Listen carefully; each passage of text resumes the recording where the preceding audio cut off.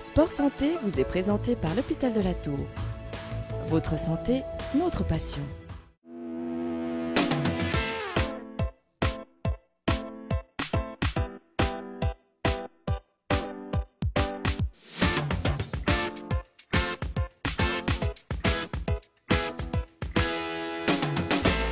Salut à tous, bienvenue, merci d'être avec nous dans ce magazine Sport Santé. Aujourd'hui, nous allons parler d'un sujet parfois brûlant, le sexe et le sport. Alors, le sexe est-il bon pour le sport? Le sport est-il bon pour le sexe? La réponse tout de suite en compagnie du psychiatre et sexologue Vili Pasini. Alors, le sport est bon pour le sexe parfois est bon pour le sport. Parfois.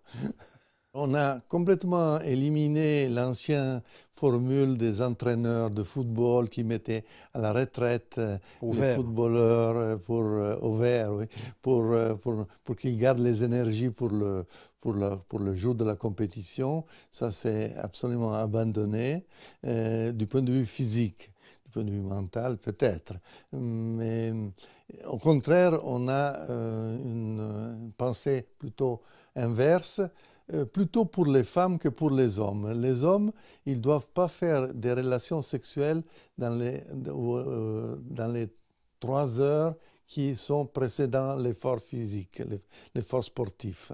Parce que dans les 3 heures, à l'Université de Genève, on a vu que ça diminue la force musculaire, la respiration et le taux de testostérone. Pour les femmes, alors, c'est tout à fait intéressant qu'il y ait, non pas la sexualité, mais l'orgasme est favorable à la prestation sportive.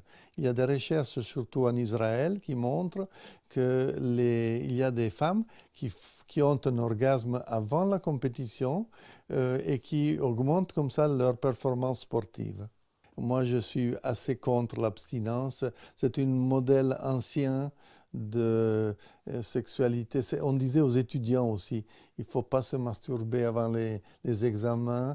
Et puis maintenant, on dit, bon, mais si la masturbation vous fait dormir mieux, c'est mieux que vous masturbiez. Et après, vous êtes mieux aux examens. Le sexe détourne les pensées, ça peut être bien? Alors ça, j'ai fait pour les sportifs de golf. J'ai demandé à 80 professionnels de golf si le sexe était favorable ou ennuyeux ou nocif au golf. Ils ont dit pour 40% c'est utile et pour 60% c'est nuisible. Nuisible parce qu'il détourne les tensions, les pensées et il ne fait pas dormir. Est-ce qu'on peut dire que ces sportifs sont des bons amants, par exemple? Est-ce qu'il y a un rapport? Oui, ce sont des bons amants, mais pas des bons compagnons. Ça veut dire? Parce qu'ils préfèrent leur sport d'élite à la compagne, aux compagnons. Mais quand ils font le sexe, ils le font bien. Les sportifs qui sont tranquilles en couple, ils ont un meilleur résultat. Comme Federer, par exemple. J'allais le dire, c'est vrai. N'est-ce pas? Et chez les golfeurs, par exemple, c'est tout à fait important qu'ils soient heureux en couple. Il y a des exemples récents aussi, des golfeurs qui sont tombés. Mais Tiger Woods, par exemple, il est tombé du première place à la 20e place à cause de cette histoire de sex addiction, de compulsion sexuelle avec des blondes qui n'étaient pas sa femme. Est-ce qu'on retrouve d'autres cas, justement? On peut être addict À mon avis, oui, parce que le sportif d'élite, il veut être au top. Et donc, il est addict à son sport, comme il est addict à des drogues, comme il est addict aux femmes. C'est une manière d'être, de ne pas être dans la norme. Il veut être au-dessus et donc il est à risque d'être addict. On le retrouve chez les femmes aussi? Aussi, oui. Oui, absolument.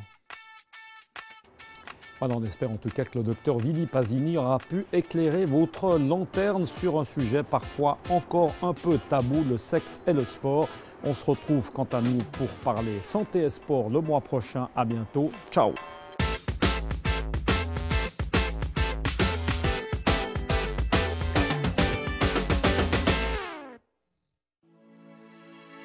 Sport Santé vous a été présenté par l'hôpital de la Tour.